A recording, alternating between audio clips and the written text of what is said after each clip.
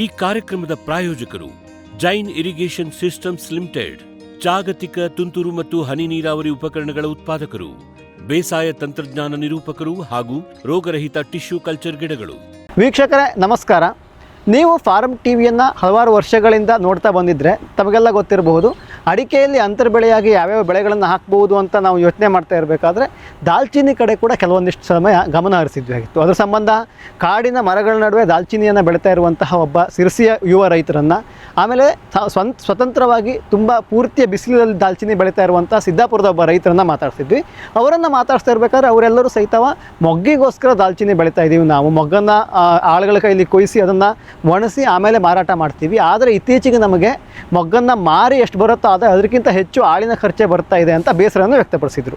ಸಾಮಾನ್ಯವಾಗಿ ಅವ್ರ ಹತ್ರ ನಾವು ಕೇಳಿದ್ವಿ, ದಾಲ್ಚಿನ್ನಿಯನ್ನು ಚಕ್ಕೆಗೋಸ್ಕರನೂ ಮಾರ್ತಾರಲ್ವಾ, ಕಾಂಡದ ಒಂದು ತುಂಡನ್ನು ಮಾಡಿ ಅದನ್ನು ಮಾರ್ತಾರಲ್ವಾ, ಹೇಗೆ ಏನು ಅಂತ ಕೇಳಿದಾಗ ಅದ್ರ ಬಗ್ಗೆ ನಮಗೆ ಅಷ್ಟು ಗೊತ್ತಿಲ್ಲ ಅನ್ನೋ ಮಾಹಿತಿ ಬಂತು. ಸೊ ಎಲ್ಲಾದರೂ ಈ ರೀತಿ ದಾಲ್ಚಿನ್ನಿ ಚಕ್ಕೆಯನ್ನು ಮಾಡೋದ್ರ ಬಗ್ಗೆ ಎಲ್ಲಾದರೂ ಸಂಶೋಧನೆಗಳು ನಡೀತಾ ಇದೆಯಾ ಅಂತ ನಾವು ವಿಚಾರಿಸಿದಾಗ CPCRI ಕಾಸರಗೋಡಲ್ಲಿ ಇದರ ಬಗ್ಗೆ ಸಂಶೋಧನೆಗಳಾಗ್ತಾ ಇದ್ದಾವೆ ಅಂತ ತಿಳಿದು ಬಂತು. ಸೊ ನಾವಿವತ್ತು ಕೇಂದ್ರೀಯ ತೋಟಗಾರಿಕಾ ಬೆಳೆಗಳ ಸಂಶೋಧನಾ ಸಂಸ್ಥೆ ಕಾಸರಗೋಡಿಗೆ ಬಂದಿದ್ದೀವಿ. ಇಲ್ಲಿನ ಬೇಸಾಯ ಶಾಸ್ತ್ರಜ್ಞರಾಗಿರುವಂತಹ ಡಾಕ್ಟರ್ ಸುರೇಖಾ ಮೇಡಮ್ ಅವರನ್ನು ಮಾತಾಡಿಸಿ, ಅವರು ದಾಲ್ಚಿನ್ನಿ ಚಕ್ಕೆಗೋಸ್ಕರ ಒಂದು ಸಂಶೋಧನೆಗಳನ್ನು ಕೈಗೊಂಡಿದ್ದರು. ಅದು ಯಾವ ರೀತಿ ಸಂಶೋಧನೆ, ರೈತರು ಯಾವ ರೀತಿ ದಾಲ್ಚಿನ್ನಿಯನ್ನು ಚಕ್ಕೆಗೋಸ್ಕರ ಬೆಳೆಸಬಹುದು, ಅಲ್ಲಿ ಯಾವ ರೀತಿ ಬೇಸಾಯ ಕ್ರಮಗಳನ್ನು ಮಾಡಬೇಕು, ಅಂತರ ಎಷ್ಟು ಕೊಡಬೇಕಾಗತ್ತೆ, ಇದನ್ನು ನೆರಳಲ್ಲೇ ಬೆಳಿಬೇಕಾ ಸಂಪೂರ್ಣ ಬಿಸಿಲಲ್ಲಿ ಬೆಳಿಬೇಕು, ಯಾವ ರೀತಿಯ ಕಾಂಡವನ್ನು ತಗೊಂಡು ಅದರ ಸಿಪ್ಪೆ ಸುಲಿದು ಅದರದ್ದು ಒಂದು ಚಕ್ಕೆಯನ್ನು ತಗೊಬಹುದು, ಹೇಗೆ ಏನು ಎತ್ತ ಅಂತ ಇವತ್ತಿನ ಕಾರ್ಯಕ್ರಮದಲ್ಲಿ ಕೇಳ್ಕೊಂಡು ಬರೋಣ. ಸೊ ಭಾರತ ಸಾಂಬಾರು ಬೆಳೆಗಳ ದೇಶ. ನಮ್ಮ ಹತ್ರ ಸುಮಾರು ಸಾಂಬಾರು ಪದಾರ್ಥಗಳನ್ನು ಬೆಳಿತೇವೆ, ಕರಿಮೆಣಸು, ಏಲಕ್ಕಿ ಈ ಥರ. ಬಟ್ ಚಕ್ಕೆ ಕೂಡ ಒಂದು ಪ್ರಮುಖವಾದ ಸಾಂಬಾರು ಬೆಳೆ. ಬಟ್ ಅದನ್ನು ನಮ್ಮ ಭಾರತ ದೇಶದಲ್ಲಿ ಇಳುವರಿ ಮತ್ತು ಏರಿಯಾ ಎರಡು ಸಹ ಕಮ್ಮಿ ಇದೆ. ಸೊ ನಾವು ನಮ್ಮ ದೇಶದಲ್ಲಿ ನಾವು ಉಪಯೋಗಿಸ್ಕೊಂಥ ಅಥವಾ ಡಿಮ್ಯಾಂಡ್ ಇರೋಂಥದ್ದನ್ನು ನಾವು ಬೇರೆ ದೇಶದಿಂದ, ಹೊರ ದೇಶದಿಂದ ಆಮದು ಮಾಡ್ಕೊಳ್ತಿದ್ದೇವೆ. ಸೊ ನಮ್ಮ ದೇಶದಲ್ಲೇ ನಾವು ಈ ಬೆಳೆಯನ್ನು ಜಾಸ್ತಿ ಪ್ರಮೋಟ್ ಮಾಡಿಬಿಟ್ಟು ರೈತರಿಗೆ ಈ ಬೆಳೆಯನ್ನು ಅನುಸರಿಸೋ ಹಾಗೆ ನಾವು ಮಾಡಬೇಕಾಗಿದೆ. ಈ ನಿಟ್ಟಿನಲ್ಲಿ DASD ಅವರು ನಮಗೆ ಫೈನಾನ್ಷಿಯಲ್ ಸಪೋರ್ಟ್ ಮಾಡಿರೋಕ್ಕೋಸ್ಕರ 2017-18ನಲ್ಲಿ ನಾವು ಈ ಒಂದು ಪ್ರಯೋಗತೆಯನ್ನು ನಾವು ಶುರು ಮಾಡಿದ್ದು. ಇದೊಂದು ಡೆಮಾನ್ಸ್ಟ್ರೇಷನ್. ಸೊ ಪ್ರಮುಖವಾಗಿ ಮೇನ್ಲಿ ನಾವು 2017-18ರಲ್ಲಿ ನಾವು ಪ್ರಮುಖವಾಗಿ ಕಾಸರಗೋಡು, ಕೇರಳದಲ್ಲಿ, ತಮಿಳುನಾಡು ಪೊಳ್ಳಾಚಿಯಲ್ಲಿ ಮತ್ತು ಕರ್ನಾಟಕ ಭಟ್ಕಳ್ನಲ್ಲಿ 3 ರೈತರನ್ನು ನಾವು ಸೆಲೆಕ್ಟ್ ಮಾಡಿಬಿಟ್ಟು ಅಲ್ಲಿ ನಾವು ಇದನ್ನು ಪ್ರಾತ್ಯಕ್ಷಿಕತೆಯನ್ನು ಶುರು ಮಾಡಿದ್ದು. ಸೊ ಇದರಲ್ಲೇ ನೀವು ಇವತ್ತು ನೋಡಬೇಕಿರೋದು ಕಾಸರಗೋಡಿನ ಒಂದು ಪ್ರಾತ್ಯಕ್ಷತೆ ಇರೋವಂಥ ಒಂದು ಗಾರ್ಡನ್. ಸೊ ಇದರಲ್ಲಿ ನಾವು ಈ ಬೆಳೆಗಳ ಬಗ್ಗೆ ಹೇಳಬೇಕಾದ್ರೆ ಇದೊಂದು ತುಂಬ ಒಂದು ಫಾರ್ಮರ್ ಫ್ರೆಂಡ್ಲಿ ಕ್ರಾಪ್ ಅಂತ ನಾವು ಹೇಳ್ಬೋದು. ಯಾಕಂದರೆ ಇದಕ್ಕೆ ಜಾಸ್ತಿ ಇನ್ಪುಟ್ಸ್ ಏನು ಬೇಡ, ಗೊಬ್ಬರ ಆಗಲಿ ನೀರಾಗಲಿ ಆ ಥರ ಏನು ಬೇಕಾಗಿಲ್ಲ. ಆಮೇಲೆ ಇತ್ತೀಚೆಗೆ ನೀವು ಕೇಳ್ತಿದ್ದೀರೋ ತುಂಬ ಒಂದು ಹವಾಮಾನ ವೈಪರೀತ್ಯ ಅಂತ ಇದೆ. ಸೊ ಇದನ್ನು ಈ ಒಂದು ಕಂಡೀಷನಲ್ಲಿ ಕೂಡ ಈ ಬೆಳೆ ಒಂದು ತುಂಬ ಪ್ರಮುಖವಾದದ್ದು. ಯಾಕಂದರೆ ಇದನ್ನು ನಾವು ಕಡಿಮೆ ನೀರಿನಲ್ಲಿ ಬೆಳೆಯುವಂಥ ಒಂದು ಬೆಳೆ. ಸೊ ಹಾಗಾಗಿ ಇದನ್ನು ನಾವು ಆರಾಮಾಗಿ ರೈತರು ಕಡಿಮೆ ವೆಚ್ಚದಲ್ಲಿ ಅಧಿಕ ಇಳುವರಿಯನ್ನು ಪಡೆಯುವಂಥ ಒಂದು ನಿಟ್ಟಿನಲ್ಲಿ ಈ ಬೆಳೆಯನ್ನು ಉಪಯೋಗಿಸ್ಕೋಬೋದು. ನಿಮಗೆ ಗೊತ್ತಿದೆ, ಆಲ್ರೆಡಿ ನಮಗೆ ದೇಶದಲ್ಲಿ ಕೃಷಿ ಭೂಮಿ ಏನಿದೆ ಕಮ್ಮಿ ಆಗ್ತಾ ಹೋಗ್ತಾ ಇದೆ. ಸೊ ಅದಕ್ಕೋಸ್ಕರ ನಮಗೆ ಮೇಯ್ನಾಗಿ ಇರಬೇಕಾಗಿರೋದು ಯಾವುದೇ ಬೆಳೆಗಳ ಒಂದು ಪ್ರಮೋಷನ್ ಅಥವಾ ಜಾಸ್ತಿ ಮಾಡಬೇಕು ಅಂದರೆ ಒಂದು ಏರಿಯಾನ ಜಾಸ್ತಿ ಮಾಡಬೇಕು, ಇಲ್ಲ ಅಂದರೆ ಇಳುವರಿನ ಜಾಸ್ತಿ ಮಾಡಬೇಕು. ಏರಿಯಾ ಜಾಸ್ತಿ ಮಾಡಲಿಕ್ಕಾಗಲ್ಲ, ಯಾಕಂದರೆ ನಾನು ಆಗಲೇ ಹೇಳಿರೋ ಹಾಗೆ ಕೃಷಿ ಭೂಮಿ ಏನಾಗ್ತಿದೆ ಕಡಿಮೆ ಆಗ್ತಾ ಹೋಗ್ತಾ ಇದೆ. ಸೊ ಅದಕ್ಕೋಸ್ಕರ ನಾವಿಲ್ಲೇನು ಮಾಡ್ತಿರೋದು ಅಂದರೆ ತೆಂಗಿನ ತೋಟದಲ್ಲಿ ಇದನ್ನು ಒಂದು ಅಂತರ ಬೆಳೆಯಾಗಿ ತೊಗೊಳ್ತಿದ್ದೇವೆ. ಸೊ ಆಲ್ರೆಡಿ ನಿಮಗೆ ಗೊತ್ತಿದೆ, ತೆಂಗು ಒಂದು ಜಾಸ್ತಿ ಒಂದು ಸ್ಪೇಸಿಂಗ್ ಕೊಟ್ಟು ನಾವು ಬೆಳೆಯುವಂಥ ಬೆಳೆ. ತೆಂಗಿಗೆ ಒಂದು ಸಾಲಿಂದ ಸಾಲಿಗೆ ಅಥವಾ ಗಿಡದಿಂದ ಗಿಡಕ್ಕೆ ನಾವು ಮಿನಿಮಮ್ 7.5 ಮೀಟ್ರನ್ನು ನಾವು ರೆಕಮೆಂಡ್ ಮಾಡ್ತೇವೆ. ಸೊ ಅಂಥ ಒಂದು 60% ಏರಿಯಾ ನಿಮಗೆ ಸ್ಪೇಸ್ ಅವೈಲೇಬಲ್ ಇರುತ್ತೆ ಬೇರೆ ಯಾವುದೇ ಬೆಳೆಯನ್ನು ಬೆಳಿಲಿಕ್ಕೆ. ಸೊ ಇದರಲ್ಲಿ ನಾವೇನು ಮಾಡಿದ್ದೇವೆ ಅಂದರೆ ಈ ಬೆಳೆನ ಆರಾಮಾಗಿ ನಾವು ಆ್ಯಸ್ ಎನ್ ಅಂತರ ಬೆಳೆಯಾಗಿ ಉಪಯೋಗಿಸ್ಕೊಂಡು ಇಳುವರಿನ ಜಾಸ್ತಿ ಮಾಡಬೇಕು. ಇದರ ಅರ್ಥ ಕಡಿಮೆ ಏರಿಯಾದಲ್ಲಿ ಆಲ್ರೆಡಿ ಇರೋಂಥ ಕೃಷಿ ಭೂಮಿಯಲ್ಲಿ ನೀವು ಜಾಸ್ತಿ ಅದನ್ನು ಇಂಟ್ರೊಡ್ಯೂಸ್ ಮಾಡಿಬಿಟ್ಟು ಇಳುವರಿಯನ್ನು ಪಡಿತಕ್ಕಂಥದ್ದು. ಸೊ ಇದರಲ್ಲಿ ನಾವೇನು ಮಾಡಿದ್ದೇವೆ ಅಂದರೆ ಜನರಲಿ ನಾವು ರೆಕಮೆಂಡ್ ಮಾಡಬೇಕಾಗಿರೋದು ಸ್ಪೇಸಿಂಗು 2 ಮೀಟ್ರ್ ಬೈ 2 ಮೀಟ್ರ್. ಎರಡು ಗುಂಡಿ ಇದೆ ಅಂದರೆ ಅದರ ಮಧ್ಯಕ್ಕೆ ನಮಗೆ 2 ಮೀಟ್ರ್ ಬೈ 2 ಮೀಟ್ರ್ ಸ್ಪೇಸಿಂಗನ್ನು ನಾವು ಕೊಟ್ಟಿರ್ತೇವೆ. ಬಟ್ ಇದರಲ್ಲಿ ನಾವೇನು ಮಾಡಿದ್ದೇವೆ ಅಂದರೆ ಹೆಚ್ಚು ಸಾಂದ್ರತೆಯಲ್ಲಿ ಈ ಬೆಳೆಯನ್ನು ಬೆಳೀಲಿಕ್ಕೆ ಬೆಳೆಯೋದನ್ನು ನಾವು ತೋರಿಸ್ಕೊಟ್ಟಿದ್ದೇವೆ. ಇದರಲ್ಲಿ ಏನು ಅಂದರೆ ಪ್ರತಿ 2 ತೆಂಗಿನ ಒಂದು ಸಾಲೇನಿದೆ ಆ ಸಾಲಿನ ಮಧ್ಯಕ್ಕೆ ನಾವು ಮಿನಿಮಮ್ 3 ಸಾಲಿನ ಒಂದು ಸಿನೆಮನನ್ನು ತೊಗೋಬೋದು, ಚಕ್ಕೆಯನ್ನು ಬೆಳಿಬೋದು 3 ಸಾರಿನಲ್ಲಿ. ಸೊ ಅದು ಹೇಗೆ ಅಂದರೆ ಪ್ರತಿ ಗುಂಡಿಯಿಂದ ಗುಂಡಿಗೆ ನಿಮಗೆ 60 ಸೆಂಟಿಮೀಟ್ರ್ ಅಂತರ ಇರಬೇಕು. ಮತ್ತು ವಿದಿನ್ ರೋ ನಿಮಗೆ 1.2 ಮೀಟ್ರ್ 120 ಸೆಂಟಿಮೀಟ್ರ್ನಷ್ಟು ಒಂದು ಅಂತರನ ನಾವು ಕಾಪಾಡಿಕೊಂಡು ನಾವು ಆ ಥರ ಬೆಳೆಗಳನ್ನು ಬೆಳೆದಿದ್ರೆ ನೀವು general general recommendation 2x2 metre ಅಂತ ಹೇಳಿದ್ನಲ್ಲ, ಅದರಲ್ಲಿ ನಿಮಗೆ ಸುಮಾರು 5420ರಷ್ಟು ನಿಮಗೆ ಪ್ಲ್ಯಾಂಟ್ಸನ್ನು ಸೇರಿಸ್ಕೋಬೋದು. ಬಟ್ ಈ ಒಂದು ಹೆಚ್ಚು ಸಾಂದ್ರತೆಯಲ್ಲಿ ಬೆಳೆದಾಗ ನಿಮಗೆ 7290ರಷ್ಟು ನೀವು ಬೆಳೆಗಳ ಅಥವಾ ಪ್ಲ್ಯಾಂಟ್ಸನ್ನು 1 ಹೆಕ್ಟರ್ನಲ್ಲಿ ಅಕೊಮಡೇಟ್ ಮಾಡ್ಬೋದು, 1 ಹೆಕ್ಟರ್ ತೆಂಗಿನ ಗಾರ್ಡನಲ್ಲಿ. ಸೊ ಹೀಗಾಗಿ ನಮಗೆ ಇಳುವರಿನ ನಾವು ಜಾಸ್ತಿ ಮಾಡ್ತೇವೆ. ವಿಶ್ವದಾದ್ಯಂತ ಪೇಟೆಂಟ್ ಪಡೆದ ನ್ಯಾನೋ ತಂತ್ರಜ್ಞಾನದಲ್ಲಿ ತಯಾರಾದ ನೂವಾಲ್ಗಿ ದ್ರಾವಣ. ನೂವಾಲ್ಗಿ ಉಪಯೋಗಿಸಿದ ಮೇಲೆ ತುಂಬ ಇಳುವರಿನೂ ಬಂದಿದೆ. ಕಾಳುಮೆಣಸಿಗಂತೂ ಭಾಳ ಚೆನ್ನಾಗಿ ಬರುತ್ತೆ, ರೇಷ್ಮೆ ಎಲೆನೂ ಚೆನ್ನಾಗಿ ಬರ್ತದೆ, ಗಿಡಗಳು ತುಂಬ ಚೆನ್ನಾಗಿ ಬೆಳವಣಿಗೆ ಆಯಿತು. ಯಾವುದೇ ರಾಸಾಯನಿಕ ಅಥವಾ ವಿಶೇಷ ಗೊಬ್ಬರಗಳ ಗೊಡವೆ ಇಲ್ಲದೆ ಎಲ್ಲ ಬೆಳೆಗಳಲ್ಲಿ ಉತ್ತಮ ಗುಣಮಟ್ಟದ ಅಧಿಕ ಫಸಲನ್ನು ಪಡೆಯಿರಿ. ಯಾವಾಗಲೂ ನನ್ನ ಇರೋವರೆಗೂ ನೀವು ಅಲ್ಲಿಗೆ ಅಂತೂ ಬಿಟ್ಟು ಬಾಳಲ್ಲ ಅಂತ ಒಂದು ಭರವಸೆ ಕೊಡ್ತೀನಿ. ಬ್ಯಾರಿಕ್ಸ್ ಹಂಟರ್ ಫೆರ್ಮೋನ್ ಟ್ರಾಪ್ಸ್ನೊಂದಿಗೆ ರೇನೋಸಾರಸ್ ದುಂಬಿ ಮತ್ತು ಕೆಂಪು ಮೂತಿ ಹುಳುಗಳಿಂದ ತೆಂಗು, ತಾಳೆ, ಅಡಿಕೆ ಮರಗಳ ಸಂರಕ್ಷಣೆ. ತರಕಾರಿ ಮತ್ತು ಹಣ್ಣಿನ ಬೆಳೆಗಳಲ್ಲಿ ಹಣ್ಣಿನ ನೊಣಗಳ ನಿಯಂತ್ರಣಕ್ಕೆ ಬ್ಯಾರಿಕ್ಸ್ ಕ್ಯಾಚ್ ಫ್ರೂಟ್ ಫ್ಲೈ ಹಾಗೂ ವೆಜಿಟೇಬಲ್ ಫ್ಲೈ ಟ್ರ್ಯಾಪ್. ರಸ ಹೀರುವ ಕೀಟಗಳನ್ನು ಹಿಡಿಯಲು ಬಣ್ಣದ ಕ್ರೋಮ್ಯಾಟಿಕ್ ಸ್ಟಿಕ್ಕಿ ಟ್ರ್ಯಾಪ್ಸ್. ಪೇಟೆಂಟ್ ಹೊಂದಿದ ತಂತ್ರಜ್ಞಾನ, ದೀರ್ಘಕಾಲದವರೆಗೂ ಬಾಳಿಕೆ. ಕೀಟನಾಶಕಗಳಿಗೆ ಪರ್ಯಾಯ, ಪರಿಸರಕ್ಕೆ ಪೂರಕ. ಸುಸ್ಥಿರ ಸಾವಯವ ಕೃಷಿಗಾಗಿ Barrix. Megha solar energy solutions ಸುಲಭ ಲಭ್ಯ, ಕೈಗೆಟುಕುವ, ಸ್ವತಂತ್ರ, ಸುಸ್ಥಿರ ಭವಿಷ್ಯದ ಗ್ರೀನ್ ಎನರ್ಜಿ ಉಪಾಯ. ನಿರಂತರ ಉಚಿತ ನೀರಾವರಿಗೆ Megha solar pump set, roof top solar, solar CC camera ಮತ್ತು ಸೋಲಾರ್ ಬೀದಿ ದೀಪಗಳು, ಡ್ರಿಪ್, ಸ್ಪ್ರಿಂಕ್ಲರ್, ಇರಿಗೇಷನ್ ಮತ್ತು ಫರ್ಟಿಗೇಷನ್ ಆಟೋಮೇಷನ್, ತೋಟಗಾರಿಕೆ, ಕ್ರೆಡಲ್ ಹಾಗೂ ಸೂರ್ಯಘರ್ ಸಬ್ಸಿಡಿ ಯೋಜನೆಯಡಿ ಅಂಗೀಕೃತ. ಮೇಘಾ ಆಗ್ರೋಟೆಕ್. ಜೈನ್ಸ್ ಜಗತ್ತಿನ ಅತಿದೊಡ್ಡ ಅಂಗಾಂಶ ಕೃಷಿ ಪ್ರಯೋಗಾಲಯ ಹಾಗೂ ಟಿಸಿ ಗಿಡಗಳ ಉತ್ಪಾದಕರು. ಸಮೃದ್ಧ ಇಳುವರಿಗೆ ಜೈನ್ ಜೀನೇನ್, ಯಾಲಕ್ಕಿ, ನೇಂದ್ರನ್ ಹಾಗೂ ಕೆಂಪು ಬಾಳೆ ಸಸಿಗಳು, ದಾಳಿಂಬೆ, ಭಗವತಳಿಯ ರೋಗಮುಕ್ತ ಸಸಿಗಳು, ಲಕ್ನೋ 49 ಪೇರಳೆ, ಸ್ಟ್ರಾಬೆರಿ ಇತ್ಯಾದಿ ಗಿಡಗಳು ಯೋಗ್ಯ ಬೆಲೆಯಲ್ಲಿ. ಅಂಗಾಂಶ ಕೃಷಿಯ ಜಾಗತಿಕ ಬ್ರ್ಯಾಂಡ್ ಜೈನ್.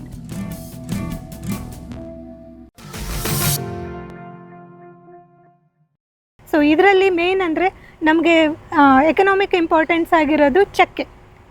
ಏನಂತಾರೆ, ಕಾಂಡದ ಏನು ಪದರು ಇದೆ ಅಥವಾ ತೊಗಟೆ ಇದೆ, ಅದನ್ನು ನಾವು ಮೇಯ್ನಾಗಿ ನಾವು ಎಕನಾಮಿಕಲ್ ಆಗಿ ನಾವು ಬೆಳೆಸೋದು. ಹಾಗಾಗಿ ನಾವು ಹೆಚ್ಚು ಸಾಂದ್ರತೆಯಲ್ಲಿ ಬೆಳೆದಾಗ ಇದಕ್ಕೆ ಯಾವುದೇ ತೊಂದರೆ ಆಗೋದಿಲ್ಲ.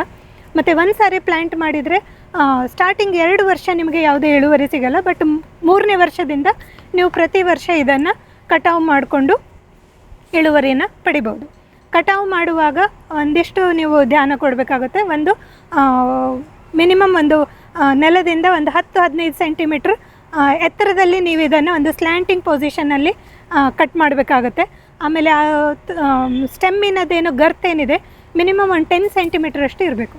ಅಂದರೆ ಅದು ಹಸಿರಾಗಿದ್ದರೆ ಅದು ಇನ್ನೂ ಮೆಚ್ಯೂರ್ ಆಗಿಲ್ಲ ಅಂತ, ಬ್ರೌನಿಷ್ ಕಲರ್ ಬಂದು ತೊಗಟೆ ಬಂದಾಗ ಅದು ಮೆಚ್ಯೂರ್ ಆಗಿದೆ ಅಂತ ಅರ್ಥ. ಸೊ ಅದನ್ನು ನೀವು ಇವನ್ ಒಂದೊಂದು ಸಾರಿ ನಿಮಗೆ ಕನ್ಫ್ಯೂಷನ್ ಇದ್ದರೆ ಒಂದು ಟೆಸ್ಟ್ ಕಟ್ ಥರ ಕೊಟ್ಟು ನೀವು ಅದನ್ನು ಚೆಕ್ ಮಾಡ್ಬೋದು. ಈಸಿಯಾಗಿ ನಿಮ್ಮ ತೊಗಟೆ ಏನಾದರೂ ಸಲೀಸಾಗಿ ಬರೋ ಹಾಗಿದ್ದರೆ ನೀವು ಅದನ್ನು ಹಾರ್ವೆಸ್ಟನ್ನು ಕಂಟಿನ್ಯೂ ಮಾಡ್ಬೋದು. ಸೊ ಆ ನಿಟ್ಟಿನಲ್ಲಿ ನಾವು ಇದನ್ನು ಹಾರ್ವೆಸ್ಟನ್ನು ಮಾಡ್ತೇವೆ.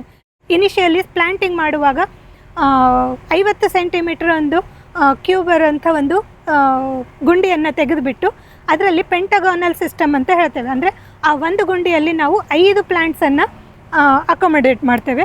ಸೊ ಇದರಿಂದ ಏನಾಗುತ್ತೆ ಅಂದರೆ ಒಂದೇ ಒಂದು ಇದರಲ್ಲಿ ನಾವು 5 ಪ್ಲ್ಯಾಂಟ್ಸನ್ನು ಇನ್ಕ್ಲೂಡ್ ಮಾಡ್ಬೋದು.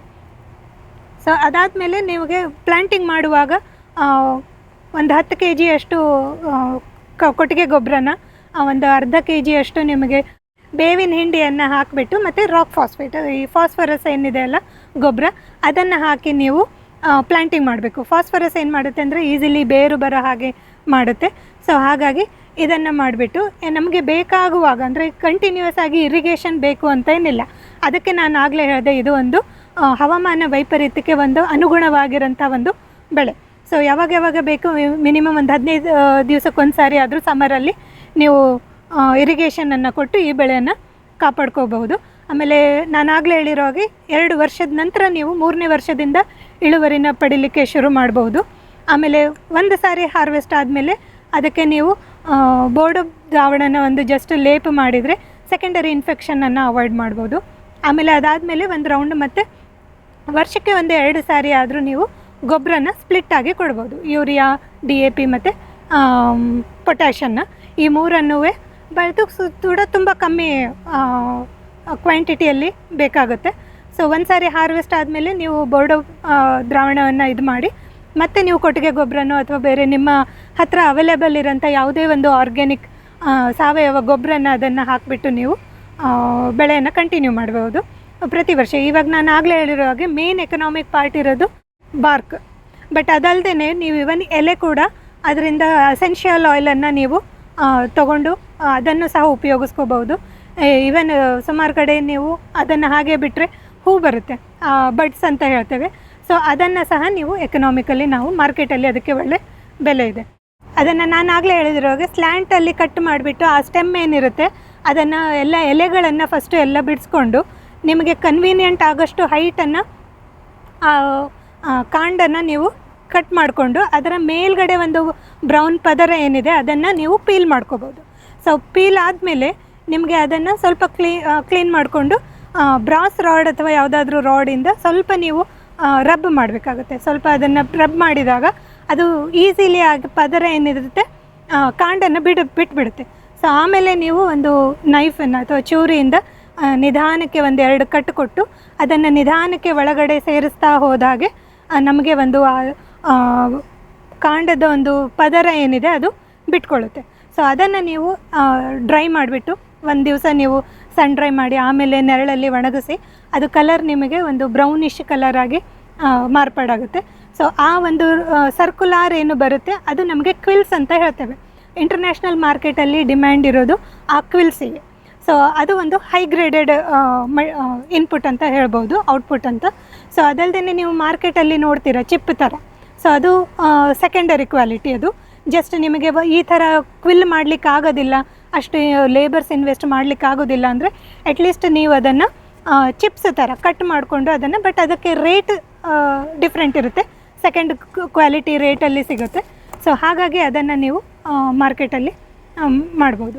ಸೊ ಇಳುವರಿ ಹೇಳೋದಾದರೆ ನಿಮಗೆ ನಾನು ಹೇಳಿದೆ ಟ್ರೆಡಿಷ್ನಲಿ ನಾವು 2x2 ಮೀಟ್ರ್ ಅಂತ ಹೇಳ್ತೇವೆ.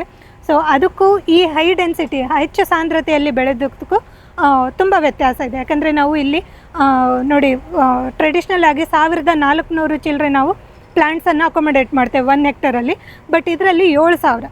ಸೊ ಹಾಗಾಗಿ ನಿಮಗೆ ಪಾಪ್ಯುಲೇಷನ್ ಜಾಸ್ತಿ ಆದಾಗೆ ಪರ್ ಪ್ಲ್ಯಾಂಟ್ ನಿಮಗೆ ಇಳುವರಿ ಒಂದು ಸ್ವಲ್ಪ ಕಮ್ಮಿ ಕಂಡ್ರೂ, ಬಟ್ ಅದು overall per hectare wise area wise ನೋಡಿದಾಗ ತುಂಬ ಜಾಸ್ತಿ ಇಳುವರಿ ಸಿಗುತ್ತೆ ನಿಮಗೆ. ಮಿನಿಮಮ್ ಒಂದು 3 to 5, ಇವನ್ ಮಿನಿಮಮ್ 30 to 40% ನಿಮಗೆ ಜಾಸ್ತಿ ಇಳುವರಿನ ನೀವು ಪಡಿಬೋದು.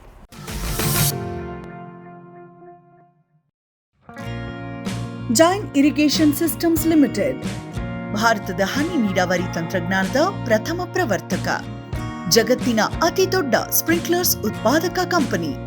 ಸಂರಕ್ಷಿತ ಕೃಷಿಯಲ್ಲಿ ಹಸಿರು ಮನೆಗಾಗಿ ಮಿಸ್ಟರ್, ಫಾಗರ್, ಫ್ಯಾನ್ ಮತ್ತು ಪ್ಯಾಡ್ ಹಾಗೂ ನೆರಳು ಮನೆ, ಸ್ವಯಂಚಾಲಿತ ನೀರಾವರಿ ವ್ಯವಸ್ಥೆ ಮತ್ತು ರಸಾವರಿ ತಂತ್ರಜ್ಞಾನ. ಕೃಷಿಯಲ್ಲಿ ನೀರಿನ ಸಮರ್ಪಕ ಬಳಕೆ ಹಾಗೂ ಉಳಿತಾಯಕ್ಕೆ ಮತ್ತೊಂದು ಹೆಸರು ಜೈನ್. ಗ್ರೀನ್ ಪ್ಲಾಸ್ಟ್ ISI ಪ್ರಮಾಣೀಕೃತ ಪರಿಶುದ್ಧ HDPE ಜಿಯೋ ಮೆಂಬ್ರೇನ್ ಪಾಂಡ್ ಲೈನರ್ಗಳು. ಕೃಷಿ ಹೊಂಡ, ಕೆರೆ, ಕಾಲುವೆ, ಮೀನುಕೊಳ, ಸ್ಪಿರುಲಿನಾ ಹೊಂಡಗಳಿಗೆ ಬೇಕಾದ ಆಕಾರ ಮತ್ತು ವಿಸ್ತೀರ್ಣಗಳಲ್ಲಿ ಸರ್ಕಾರದ ಸಬ್ಸಿಡಿ ಯೋಜನೆಯಡಿ ಲಭ್ಯ. 100% ಪುನರ್ಬಳಕೆ, UV ಮತ್ತು ಒಡಕು ನಿರೋಧಕ, ಪಕ್ಕಾ ಜೋಡಣೆ, 5 ವರ್ಷಗಳ ಲಿಖಿತ ವಾರಂಟಿ. ಗ್ರೀನ್ ಪ್ಲಾಸ್ಟ್. ಫ್ಯೂಚರ್ ಬಯೋಟೆಕ್ ಸಾವಯವ ಕೃಷಿಯ ವೇಗವರ್ಧಕ. ಪೋಷಕಾಂಶ ಪೂರೈಕೆಗೆ ಎನ್ಪಿಕೆ ಕಲ್ಚರ್, ವ್ಯಾಮ್, ಪಿಎಸ್ಪಿ ಮತ್ತು ಕೆಎಂಬಿ. ಜೈವಿಕ ರೋಗ ಕೀಟ ನಿಯಂತ್ರಣಕ್ಕೆ ಟ್ರೈಕೋಡರ್ಮಾ, ಸೂಡೋಮನಾಸ್. ಸಾವಯವ ಗೊಬ್ಬರ ಉತ್ಪಾದನೆಗೆ ಕಾಂಪೋಸ್ಟ್ ಕಲ್ಚರ್. ಹೂವು ಕಾಯಿ ಉದುರುವ ಸಮಸ್ಯೆಗೆ ಕಾಮಧೇನು ಮತ್ತು ಸತ್ವ. ಮಣ್ಣಿನ ಆರೋಗ್ಯ ವೃದ್ಧಿಗೆ ಫ್ಯೂಚರ್ ಬಯೋಟೆಕ್, ಧಾರವಾಡ. ಸಮೃದ್ಧ ಸಾವಯವ ಗೊಬ್ಬರ, ಎಂಎಸ್ಜಿಪಿ ಮತ್ತು ಕೆಸಿಡಿಸಿ ಉತ್ಪಾದನೆ, ಫಾರ್ಮ್ ಟಿವಿಯಿಂದ ಸರಬರಾಜು. ಅತಿ ಕಡಿಮೆ ಬೆಲೆಗೆ ಅತ್ಯುತ್ತಮ ಗೊಬ್ಬರ. ಇಲ್ಲ ಭಾರಲೋಹ, ಕೃಷಿ ವಿಶ್ವವಿದ್ಯಾಲಯದಿಂದ ಪರೀಕ್ಷಿತ. ಸಾವಯವ ಇಂಗಾಲ, ಎನ್ಪಿಕೆ, ಪಿಎಚ್, ಇಸಿ ಎಲ್ಲ ನಿಗದಿತ ಮಿತಿಯಲ್ಲಿ. ಅಡಿಕೆ, ತೆಂಗು, ಬಾಳೆ, ಕಾಫಿ, ದಾಳಿಂಬೆ, ದ್ರಾಕ್ಷಿ, ಕಬ್ಬು, ಭತ್ತ, ಜೋಳ, ಹತ್ತಿ ಹೀಗೆ ಎಲ್ಲಾ ಬೆಳೆಗಳಿಗೂ ಪ್ರಶಸ್ತ. ಜೀವಂತ ಮಣ್ಣು, ಸಮೃದ್ಧ ಬೆಳೆ. ಅತ್ಯಧಿಕ ಲಾಭಕ್ಕೆ ಬಳಸಿ ಸಿಟಿ ಕಾಂಪೋಸ್ಟ್. ಸೊ ಇದಕ್ಕೆ ಆ್ಯಸ್ ತುಂಬ ಕಮ್ಮಿ ಕೀಟಗಳು ಅಥವಾ ರೋಗಗಳ ಬಾಧೆ ಇರುತ್ತೆ. ಸೊ ಹಾಗಾಗಿ ಇದೊಂದು ಫಾರ್ಮರಿಗೆ ತುಂಬ ಹೆಲ್ಪ್ ಆಗುತ್ತೆ. ಇದರಲ್ಲಿ ಮ್ಯಾಕ್ಸಿಮಮ್ ನೀವು ಪ್ಲ್ಯಾಂಟ್ ಮಾಡುವಾಗ ಕೆಲವೊಂದು ಲೀಫ್ ಈಟಿಂಗ್ ಕ್ಯಾಟ್ರಪಿಲ್ಲರ್ಸ್ ಹಾವಳಿ ಇರುತ್ತೆ. ಸೊ ಅದನ್ನು ನೀವು ರೆಗ್ಯುಲರ್ ಒಂದು ಯಾವುದಾದ್ರೂ ಇನ್ಸೆಕ್ಟಿಸೈಡ್ ಬಳಸ್ಕೊಂಡು ನೀವು ಕಂಟ್ರೋಲ್ ಮಾಡ್ಕೋಬೋದು. ಆಮೇಲೆ ಕೆಲವೊಂದು ಸಾರಿ ವಿಲ್ಟಿಂಗ್ ಬರುತ್ತೆ, ಫಂಗಲ್ ಇನ್ಫೆಕ್ಷನ್. ಸೊ ಅದಕ್ಕೋಸ್ಕರನೇ ನಾವು ಇವನ್ ಪ್ಲ್ಯಾಂಟಿಂಗ್ ಮಾಡುವಾಗಲೇ ಬೇವಿನ ಹಿಂಡಿಯನ್ನು ಹಾಕಲಿಕ್ಕೆ ಹೇಳ್ತೇವೆ. ಅದಾದಮೇಲೂ ಬಂದರೆ ಬೋರ್ಡೋ ದ್ರಾವಣವನ್ನು ಸಿಂಪಡಣೆ ಮಾಡ್ಕೋಬೋದು. ಆಮೇಲೆ ಒಂದು ಸಾರಿ ಹಾರ್ವೆಸ್ಟ್ ಆದಮೇಲೆ ನೀವು ಬೋರ್ಡೋ ಪೇಸ್ಟ್ ಹಾಕದೇ ಇದ್ದರೆ ಆವಾಗೂ ಸಹ ವಿಲ್ಟ್ ಆಗೋ ಚಾನ್ಸಸ್ ಬರುತ್ತೆ. ಸೊ ಆವಾಗಲೂ ಕೂಡ ಆದಷ್ಟು ಒಂದು ಸಾರಿ ಕಟಾವು ಆದಮೇಲೆ ಆ ಭಾಗಕ್ಕೆ ಬೋರ್ಡೋ ದ್ರಾವಣನ ಪೇಸ್ಟ್ ಮಾಡಬೇಕಾಗುತ್ತೆ. ಆಮೇಲೆ ಅದಲ್ಲದೆ ತುಂಬ ಡ್ರೈ ಏರಿಯಾ ಇದ್ದರೆ ಅಲ್ಲಿ ಟರ್ಮೈಟ್ ಅಟ್ಯಾಕ್ ಕೂಡ ಬರುತ್ತೆ. ಸೊ ಅಂಥ ಟೈಮ್ಗೆ ರೆಗ್ಯುಲರಾಗಿ ಮಲ್ಚಿಂಗ್ ಮತ್ತು ಪ್ರಾಪರ್ ಇರಿಗೇಷನ್, ಮಾಯ್ಸ್ಟ್ ಇರೋ ಥರ ನೋಡಿಕೊಂಡು ಮತ್ತು ಅದ್ರ ಮೇಲೂ ನಿಮಗೆ ಆ ಬಾಧೆ ಕಂಟಿನ್ಯೂ ಆದರೆ ನೀವು ಕ್ಯಾಶ್ಯೂ ಕರ್ನಲ್ ಆಯಿಲ್ ಏನಿರುತ್ತೆ ಅದನ್ನು ನೀವು ಪೇಸ್ಟ್ ಅದನ್ನು ಆ ಭಾಗಕ್ಕೆ ಸ್ವಲ್ಪ ಅಂಟಿಸಿದರೆ ಸರಿ ಹೋಗುತ್ತೆ. ಬುಡದಲ್ಲಿ ಮಾತ್ರ ಅಂಟಿಸ್ಬೇಕು. ಯಾವುದು ನಾವು ಹಾರ್ವೆಸ್ಟಿಂಗಿಗೆ ಯೂಸ್ ಮಾಡ್ತೇವೆ ಆ ಭಾಗಕ್ಕೆ ಅವಾಯ್ಡ್ ಮಾಡಬೇಕು. ಸೊ ನೆಲಕ್ಕೆ ಹತ್ತಿರದಲ್ಲಿರೋಂಥ ಕಾಂಡದ ಭಾಗಕ್ಕೆ ಮಾತ್ರ ಅದನ್ನು ಸವರಬೇಕು. ಸೆಲೆಕ್ಷನ್ ಹೇಗೆ ಮಾಡಬೇಕು ಹಾರ್ವೆಸ್ಟಿಂಗ್ ಟೈಮ್ಗೆ ಅಥವಾ ಕಟಾವು ಮಾಡುವಾಗ ಅಂದರೆ ಆ ಕಾಂಡ ಏನಿರುತ್ತೆ ಅದು ಮಿನಿಮಮ್ ಒಂದು 10 ಸೆಂಟಿಮೀಟ್ರ್ ಥಿಕ್ನೆಸ್ ಆದರೂ ಇರಬೇಕು. ಮತ್ತು ಅದರ ಪದರಿನ ಕಲರ್ ಏನಿರುತ್ತೆ ಅದು ಬ್ರೌನಿಶ್ ಇರಬೇಕು, ಅಂದರೆ ಒಣಗಿರೋ ಥರ, ಹಸಿರಾಗಿರಬಾರ್ದು. ಸೊ ಅದನ್ನು ನೋಡಿಕೊಂಡು ನಾವು ಅದನ್ನು ಕಟಾವಿಗೆ ಬಳಸ್ಬೋದು. ಆಮೇಲೆ ಇದರ ಇನ್ನೊಂದು ಅಂದರೆ ನಾವು ಒಂದೇ ಗುಂಡಿಯಲ್ಲಿ 5 ಪ್ಲ್ಯಾಂಟ್ಸನ್ನು ಹಾಕಿರೋದ್ರಿಂದ ಒಂದೇ ಸಾರಿ ಎಲ್ಲವೂ ಎಟ್ ಎ ಟೈಮ್ ಮೆಚುರಿಟಿಗೆ ಬರೋದಿಲ್ಲ. ಸೊ ಇದರ ಅರ್ಥ ಏನು ಅಂದರೆ ರೈತರು ಒಂದೇ ಸಾರಿ ಹಾರ್ವೆಸ್ಟ್ ಮಾಡಬೇಕು ಅಂತ ಏನಿಲ್ಲ. ಸೊ ಅವರಿಗೆ ರೆಗ್ಯುಲರ್ ಆಗಿ ಹಾರ್ವೆಸ್ಟಿಂಗಿಗೆ ಬರುತ್ತೆ ಬೆಳೆ. ಆಮೇಲೆ ರೆಗ್ಯುಲರ್ ಆಗಿ ಅವರು ಹಾರ್ವೆಸ್ಟ್ ಮಾಡಿಕೊಂಡು ಕಂಟಿನ್ಯೂಯಸ್ ಆಗಿ ಇಳುವರಿನ ಅಥವಾ ಅದರ ಆದಾಯವನ್ನು ಪಡಿಬೋದು. ಈಗ ಅಂದರೆ ಬೇರೆ ಇವಾಗ ಭತ್ತ ಆದರೆ ನೋಡಿ ಒಂದು ಸಾರಿ ಹಾರ್ವೆಸ್ಟ್ ಮಾಡಬೇಕಾಗುತ್ತೆ, ಒಂದು ಮಳೆ ಬಂದರೆ ಏನೋ, ಅದರಲ್ಲಿ ಈ ಥರದ್ದು ಸಮಸ್ಯೆ ಇಲ್ಲಿರೋದಿಲ್ಲ. ಸೊ ಅದ್ರ ಪ್ರಕಾರ ನಾವು ಕಟಾವು ಮಾಡಬೇಕು. ಆಮೇಲೆ ಇನ್ನೊಂದು ಏನಂದರೆ ಲೇಬರ್ ಅವೈಲೇಬಿಲಿಟಿ ನೋಡಿಕೊಂಡು ಪ್ರತಿ ದಿವಸ ಎಷ್ಟಾಗುತ್ತೆ ಅಷ್ಟೇ ಹಾರ್ವೆಸ್ಟ್ ಕೂಡ ಮಾಡ್ಕೋಬೋದು. ಇದರಲ್ಲಿ ಇನ್ನೊಂದು ಪ್ರಮುಖ ಪಾತ್ರ ಅಂದರೆ ಒಂದು ಸಾರಿ ನೀವು ಅದನ್ನು ಕಟಾವು ಮಾಡಿದ್ದು ಏನು ಸ್ಟೆಮ್ಸ್ ಇರುತ್ತೆ ಅದನ್ನು ಅವತ್ತೇ ಅದನ್ನು ಪ್ರೊಸೆಸ್ ಮಾಡಬೇಕು. ಅಂದರೆ ಅದನ್ನು ಬಿಡಿಸ್ಬಿಟ್ಟು ಕ್ವಿಲ್ಸನ್ನು ರೆಡಿ ಮಾಡ್ಕೋಬೋದು. ಸೊ ನೆಕ್ಸ್ಟ್ ಡೇ 1-2 ದಿವಸ ಲೇಟ್ ಆದರೆ ಏನಾಗುತ್ತೆ ಅಂದರೆ ಸ್ವಲ್ಪ ಅದನ್ನು ಕ್ವಿಲ್ಸ್ ತೆಗಿಲಿಕ್ಕೆ ಕಷ್ಟ ಆಗುತ್ತೆ. ಸೊ ಆ ಟೈಮ್ ಜಾಸ್ತಿ ತಗೊಳುತ್ತೆ. ಸೊ ಅದನ್ನು ಅವಾಯ್ಡ್ ಮಾಡೋಕ್ಕೋಸ್ಕರ ಅವತ್ತಿನ ದಿವಸ ಅವತ್ತು ಎಷ್ಟು ಹಾರ್ವೆಸ್ಟ್ ಮಾಡ್ತೀರಾ ಅದನ್ನು ನೀವು ಕ್ವಿಲ್ಲಾಗಿ ಪ್ರೊಸೆಸ್ ಮಾಡಿಕೊಂಡ್ರೆ ತುಂಬ ಒಳ್ಳೆಯದು. ಫಸ್ಟ್ ನಾನು ಹೇಳಿರೋ ಹಾಗೆ ಒಂದು ಸಾರಿ ಪ್ಲ್ಯಾಂಟ್ ಆದಮೇಲೆ 3ನೇ ವರ್ಷದಿಂದ ನಿಮಗೆ ಇಳುವರಿ ಬರುತ್ತೆ. ಆಲ್ರೆಡಿ ಕೆಲವೊಂದು ಗಾರ್ಡನಲ್ಲಿ ತುಂಬ ಮೆಚ್ಯೂರ್ ಆಗಿರುತ್ತೆ, ಅಂದರೆ ಒಂದು ಟ್ರೀ ಥರ ಆಗಿರುತ್ತೆ. ಸೊ ಅದನ್ನು ನಾವು ಕ್ವಿಲ್ಸನ್ನು ತೊಗೋಬೋದು, ಚಕ್ಕೆನ. ಬಟ್ ಈ ಥರ ಕ್ವಿಲ್ಸ್ ಆಗೋದಿಲ್ಲ, ಅದು ನಾವು ಚಿಪ್ಸ್ ಥರ ನಾವು ಅದನ್ನು ಸೆಕೆಂಡ್ ಕ್ವಾಲಿಟಿಯಾಗಿ ತೊಗೋಬೋದು.